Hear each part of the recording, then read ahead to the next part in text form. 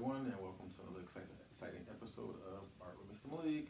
I'm your host, Mr. Malik, and today we're going to be talking about the color wheel, and how to use it, why it's important, and where did it come from, right? So all these little details, especially when you're drawing or painting or trying to create art in some kind of way, color plays a huge role in that. And the color wheel is important because it helps you to decide sometimes on what colors go with what, how they go together, and things like that. Especially when you're doing a lot of coloring and you might run out of some ideas, or you might get artist block sometimes and can't decide on which colors would work best for you. So let's take a little deep dive into the color wheel and how this works out and see what we can come up with. Come on down. So I have here the basic color wheel. It actually goes like this, so you can take a look at it. So we have our primary colors, which are colors that we can't make. They are created by nature, which is blue, red, and yellow. And from these three primary colors, we come up with our secondary colors and our tertiary colors, and so forth and so forth. And what that means is the primary colors you mix together to create the other colors. So red and blue mix purple, blue and green, blue and yellow mix green, orange and red mix yellow and red make orange, and so forth and so forth. And then even after you mix in these primary colors, if you mix in secondary colors or you add more yellow or more red, you can get different tertiary colors, and then so forth and so forth. Like the circle just gets bigger. That's why if you ever go to the paint store or Home Depot or something like that, you see a wall with hundreds of color swatches that will have different names of colors because they mix different amounts of colors together to create different shades and different values of the colors. So that's why you see so many of them. And it almost becomes endless because you can mix small amounts of colors together to change the color, just 1 or 2%, and it'll be a completely different color. And now you have a whole spectrum, whole rainbow of color, which is why this kind of color wheel, the basics of it, is very important because it helps you build and teach yourself how to do the same thing. Another example of how to use the color wheel is they suggest these really cool ways of matching colors together, especially if you want to do some quick color combinations and you don't really have to think about it.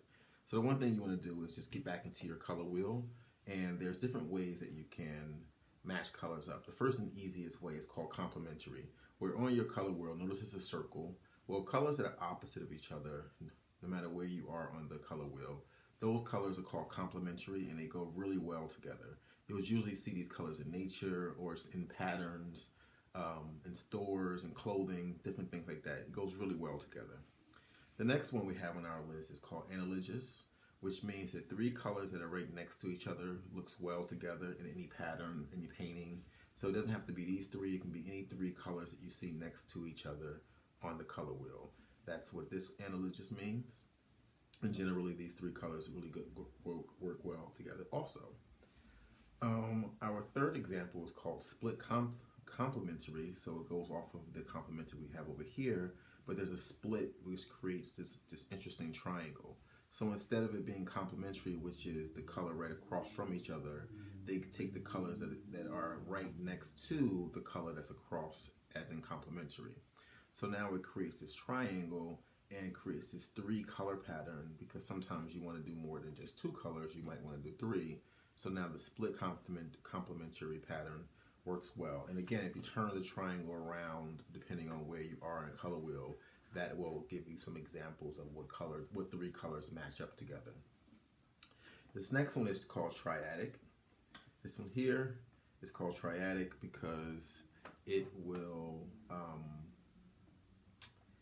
it's like an equal triangle of spacing between the colors. So there's 1, 2, 3, 4. Every fourth color, there's a spot for the combination pattern. So 1, 2, 3, 4, 1, 2, 3, 4. So in this particular color wheel, every fourth one creates this perfect triangle, which then creates a color pattern that really works well together.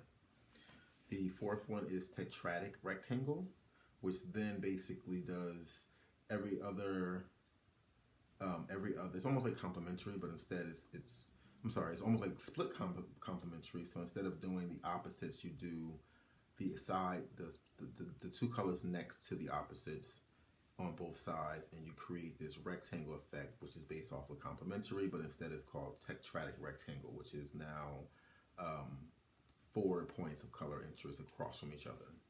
This one is similar to tetratic. I'm sorry, this is similar to triadic. It's called tetratic square, and then this does the same thing. It's every other color creates this perfect square, which is also a good color combination. And so that's basically how you can create cool color effects with just using some basic skills of knowing how colors go together and which ones kind of match up. So the other thing I wanted to show you really quickly is, again, what you can do with so much, well, for basic color palette here, I have basically my basic colors of red, blue, yellow, and of course black and white, right? And so again, mixing these things together creates cool different colors effects. I can get orange by making green and mixing red and yellow together. I can also do green by mixing blue and yellow.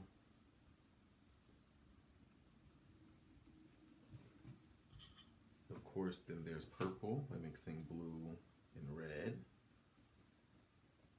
One of the cool things I wanted to show you also is that not only can you get these basic colors, right, from doing this, you can also create more colors by mixing these together, but you can also add white to your color palette, and look at that. It creates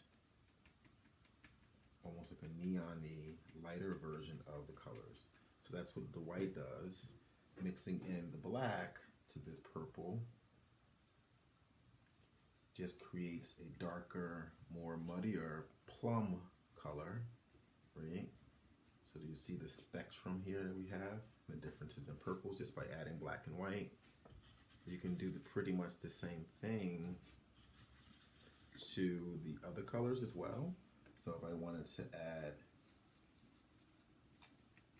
some white to this green, it'll create this very pastel green color, right? If I add black to that green, let me mix it in some more. If I add black to this green, it just creates this darker, almost like a hunter's green, right? Look at that. So that's how easy it is to create different spectrums of color just from a basic color palette. You don't even have to go far if you don't have a lot of colors at home. You definitely don't need a lot of supplies to create different colors that you can use to paint, create artwork with, or whatever. So I hope you enjoyed our quick little color theory exercise. This is what we call color theory when you're playing around with mixing colors. I encourage you to mix some colors up for yourself at home to try out what colors that you can find for your own artwork before you start painting. That's the fun part of creating colors in our color theory example, is really just discovering the colors before you start painting, so that when you do get to your painting, you'll be prepared and have a mental idea and a map of where you're going to go once you start the painting. So, thanks for joining me again. Please leave comments and suggestions in the comment section, and join me next time for Art with Mr. Malik. Thanks for stopping by.